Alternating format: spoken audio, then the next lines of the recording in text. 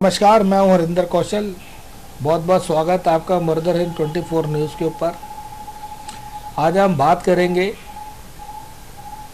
अगस्त 11 2023 को केंद्र सरकार के द्वारा लोकसभा और राज्यसभा के बीच में एक बिल लाया गया था, जिसके अंतर्गत आईपीसी, सीआरपीसी और अमेंडमेंट एक्ट के बीच में बदलाव किए गए।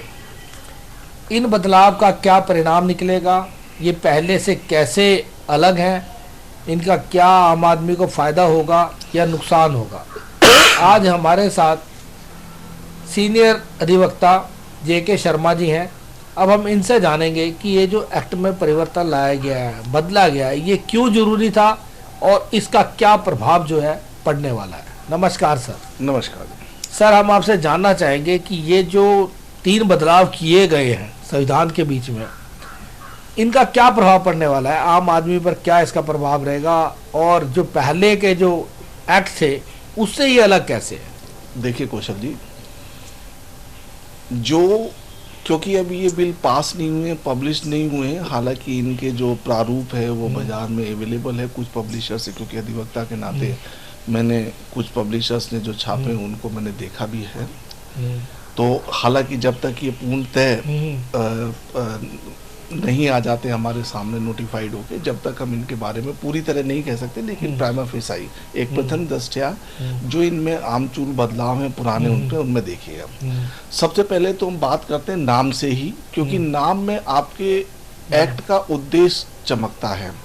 जैसे इन्होंने भारतीय दंड संहिता को भारतीय न्याय संहिता रखेंगे, नाम जो बदला जाएगा, तो उसके अंदर जो बेसिक चेंज है, क्योंकि अंग्रेजों के द्वारा बनाया गया था, तो उनका नाकाम जो था, उन्होंने किया था दंडित करने के लिए उस एक्ट को बनाया गया था, चाहे वो 1857 की म्यूटिनी हो या किसी और भी एक्ट को, तो उनमें जो ज्यादातर प्रोविजन थे वो दमनकारी प्रोविजन थे और उनका उद्देश्य यही था कि कैसे अपनी सत्ता पे भारत के ऊपर काबिज रह सके और कैसे इनको गुलाम बना के रख सके, ऐसा मेरा ना।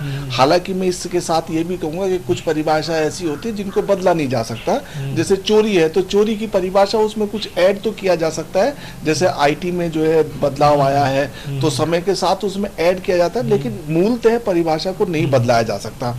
अब जो इंडियन पेनल कोड था उसका, जैसे भारतीय दंड संहिता, तो उसका प्राइमा फेसाई आपने देखा होगा कि उसका उद्देश्य दंड देना था। अब जो इन्होंने रखा है नाम जो है भारतीय न्याय संहिता, तो ये ज्यादा तर्कपूर्ण नाम है और ज्यादा इफेक्टिव नाम है जो नाम से दिखता है, क्योंकि नाम से आपके एक्ट का ऑब्जेक्ट भी दिखता है।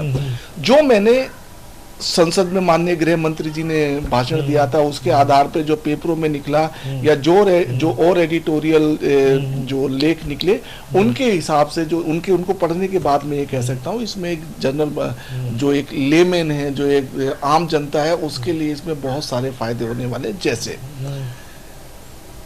इसके अंदर उनको सबके लिए न्याय सुरक्षित होगा। वो कैसे होगा, क्योंकि इस एक्ट के अंदर अभी तक ऐसा होता था कि जैसे कंप्लेनेंट होता था, सपोज करो किसी के साथ जाती हुई, किसी के साथ रेप हुआ है, तो जो उसको पीपी साहब ही, जो स्टेट के जो पब्लिक प्रोसिक्यूटर होते हैं, जो स्टेट के एडवोकेट होते हैं गवर्नमेंट के, वही लड़ा करते थे। और सुप्रीम कोर्ट ने अभी हाल में भी एक जजमेंट दिया था जिसमें कहा था कि भाई सेक्शन जो है, एक पर्टिकुलर सेक्शन के अंदर आपको परमिशन लेनी पड़ती है, जब आप उसे लड़ सकते हो। तो वो बाध्यता जो 302 की सीआरपीसी की बाध्यता, वो इन्होंने हटा दी है। अच्छा, आप जो है कंप्लेनेंट का एडवोकेट पीपी के साथ कंधे से कंधा मिला के अपना पक्ष रख सकता है, वो एक इसका अच्छा चीज है। दूसरी चीज क्या होती थी, क्योंकि एक इससे पहले मैं एक चीज बताऊंगा कि इसका फर्क क्या पड़ेगा, क्या इसका पॉजिटिव इफेक्ट आएगा आईपीसी को चेंज करने का। आपने देखा होगा कि हमारे यहाँ 100 मुकदमे यदि पुलिस दायर करती है, उसमें से 90 और ये 80 से 90 आदमी छूट जाते हैं। राज्य के सामने एक प्रश्न खड़ा होता है, जिस आदमी को आपने 10 साल मुकदमे में रखा, जिसको 2 साल जेल भी रखा, 2 साल 2 हफ्ते 4 दिन ये जेल भी रखा, लास्ट में आप उसे छोड़ देते हो। अगर सपोज करो वो जो है, मान लो कि वो 302 एक मृत्यु एक जो हत्या के मुकदमे में वांछित था और 10 साल बाद 20 साल बाद आप उसे छोड़ते हो, तो जो व्यक्ति जिसकी हत्या हुई है उसके लिए कौन जिम्मेदार है। यदि आप इसका बारीकी से एनालिसिस करेंगे तो इसके लिए डिफेक्टिव इन्वेस्टिगेशन, जो त्रुटिपूर्ण जो आख्या होती है किसी भी केस की, वो या और बहुत सारे गवर्नमेंट मशीनरी जिम्मेदार होती हैं। अब ऐसा नहीं होगा। कारण उसके क्या है कि उस समय क्या होता था, पुलिस डायरी केवल जज साहब देख सकते थे, बहुत सारी चीजें ऐसी होती थी जो आप देख ही नहीं सकते थे। ये जो आईपीसी अब जो प्रोसीजर लाया जा रहा है, जो दूसरे बिल में बदलाव है क्रिमिनल प्रोसीजर कोड के अंदर, उसके अंदर सारे डॉक्यूमेंट्स नेट पे अवेलेबल होंगे, उनकी वीडियोग्राफी होगी। जैसे सरकार ने कहा है कि भाई 7 साल से ऊपर के जो भी वो ऑफेंस जिनमें जो वो ऑफेंसिव जो वो अपराध जिसके उनमें 7 साल से ज्यादा की सजा है, उनकी वीडियोग्राफी होगी। मौके पे जो है जाके उनकी वीडियोग्राफी होगी। गवाहों के जो कंप्लेनेंट है उसकी वीडियोग्राफी में 164 के अंदर उसके जो बयान होते हैं वो बयान दर्ज किए जाएंगे। तो ऐसी बहुत सारी चीज ये लाए हैं, जिसका मतलब ये है कि अब जो है पारदर्शिता आएगी। क्योंकि एक चीज याद रखिए, यदि आप वर्तमान परिवेश में भी देखेंगे तो आज की डेट में बहुत सारी चीजें ऐसी हैं जिनमें पारदर्शिता आई है, और उनका केवल और केवल एक चीज जिम्मेदार है, वो है आधुनिकरण, मीडियाकरण। जैसे मैं एक चीज बताता हूं आपको, फॉर एग्जांपल, अब दूर दराज में आपने बहुत सारे केसेस देखे होंगे कि जहां पर एक मंत्री ने एक का रेप कर दिया दूर दराज के गांव में। वहां पे पहले क्या होता था, प्रिंट मीडिया होती थी, तो प्रिंट मीडिया इतनी इफेक्टिव नहीं थी, तो इतना वो नहीं बवाल नहीं होता था। आज की डेट में क्या है कि आप जो हमारे मीडिया मित्र हैं, वो अगर चांद की सुविधा दे दो तो वहां पर भी पहुंच जाएंगे, क्राइम फ्री कर देंगे चांद को भी, है ना। तो वो क्या है, आज दूर दराज के गांव से भी न्यूज आती है। जैसे आपने देखा होगा बहुत सारे नेता, बड़े नेता, वो केवल इसलिए नहीं गए कि पुलिस ने इफेक्टिव लिया, पुलिस मीडिया, क्योंकि मीडिया ने उस बात को उजागर किया, इसीलिए पुलिस ने एक्शन लिया। तो मीडिया का भी रोल आने वाले समय के अंदर बहुत महत्वपूर्ण होने वाला है। उसका मैं कारण बता देता हूं। आज की डेट में जब सारी चीजें नेट के ऊपर अवेलेबल हो जाएंगी, सपोज करो गवाही भी है, उसके स्टेटमेंट भी हैं, सारी चीजें हैं, तो आप समय समय पे, जैसे सीआरपीसी में अभी अमेंडमेंट जो आ रही है उसके अंदर बोला भी गया है कि आपको एक पर्टिकुलर डेज के अंदर ही अपनी जो है इन्वेस्टिगेशन पूरी करनी पड़ेगी, 30 दिन के अंदर जजमेंट देना पड़ेगा, ये देना। तो ऐसे में मीडिया न केवल देश से बल्कि हमारी न्यायपालिका से भी सवाल पूछ सकता है, क्योंकि मीडिया ने समय समय पर सबसे सवाल पूछे हैं और कंधे से कंधा मिला के इस देश के सुचारू रूप से संचालन में भाग लिया है, तो वो ले सकता है। तो आने वाले समय में जो है ये जो आमूल चूल, उसके साथ बहुत सारी चीजें हैं, जैसे देशद्रोह का मामला इन्होंने खत्म किया है, जिससे पॉलिटिकल वेंगियंस के लिए या किसी से बदला निकालने के लिए उसका यूज नहीं हो सके। तो ऐसे बहुत सारे सेक्शन, जैसे आईपीसी में 511 सेक्शन थे, तो घटा के इन्होंने 300 प्लस सेक्शंस किए हैं। तो इस तरह से इन्होंने बहुत सारे इररेलेवेंट चीज जो थी उनको हटाया है। मैं व्यक्तिगत तौर पे अपनी पर्सनल राय के रूप में कह सकता हूं कि ये जो इन्होंने बदलाव किए हैं ये प्रशंसनीय है।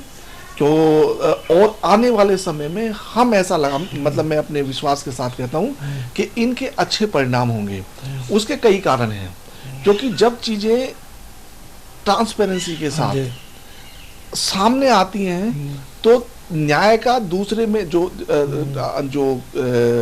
अपराध करते हैं, अपराधी के मन में न्याय के प्रति खौफ रहता है। क्योंकि आज क्या होता है, आपने कोई भी बात करी, मैंने 10 साल में मुकदमा आएगा, पता नहीं मैं 10 साल रहता नहीं रहता, 10 साल का 10 साल बाद देखेंगे, आज वो करने से नहीं घबराता है। आपराधिक मुकदमों में आपने देखा होगा कि एक बार आदमी को बेल मिल जाती है तो उसके बाद सोचता है कि उसका मुकदमा ही डिसाइड हो गया, 20 साल चलेगा, फिर अपील चलेगी, फिर जो है SLP आएगी। तो ये चीजें, ये प्रक्रिया जब समय रहते हुए खत्म हो जाएंगी तो जो है इसका बहुत फायदा मिलेगा, ऐसा मेरा मानना है।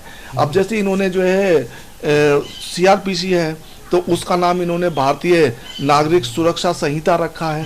तो उद्देश्य के क्रिमिनल प्रोसीजर कोड, ये क्या होता है, उसके नाम से ही आप देखोगे तो क्रिमिनल, अरे आप एक आदमी इनोसेंट भी तो हो सकता है, है ना। तो आपको क्या है कि आपको न्याय व्यवस्था उत्पन्न करनी है, आपको उनको सुरक्षा देनी है, इसीलिए इनके नाम से भी आप देखेंगे तो भारतीय नजर आती है, क्योंकि ये इस बात में कोई दो राय नहीं, ये पुराने कानून थे और ये सारे कानून इन्होंने किसी भी जो अंग्रेजों ने बनाए थे ये किसी भारतीय की सुरक्षा की दृष्टि से नहीं बनाए थे, किसी को न्याय देने के लिए नहीं बनाए थे। उन्होंने तो केवल इसलिए बनाए थे कि रानी का शासन भारत में चलता रहे और भारत की जनता को पीसते रहो, कैसे इनको एक्सटॉर्ट करते रहो, इसी के लिए बनाया था। तो ये इनका अगर खात्मा हो रहा है, नए कानून आ रहे हैं तो उनमें स्वागत होना चाहिए। और जहाँ तक इसके अपोजिशन या पक्ष का है, ये सब एक बार जब चीज़ चलती है तो उसके अंदर पक्ष विपक्ष सबको जोड़ा जाता है। तो इसके अंदर जो भी ऑब्जेक्शंस होंगे वो इनवाइट होंगे, समय समय पर आईपीसी में भी बदलाव हुए, इनमें भी होंगे।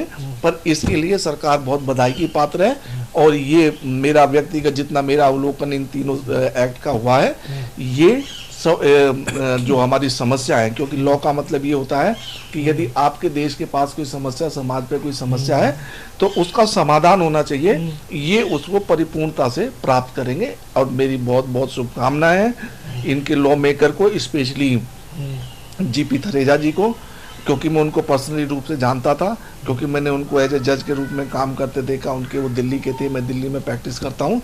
तो उन जैसा अगर निस्वार्थ, निष्काम और कर्मयोगी आदमी यदि इस टीम का भाग था तो निश्चय ही इसके अंदर कोई भी गलत काम नहीं हो सकता और ये न्याय संगत होंगे और आने वाले समय में बहुत अच्छे होंगे।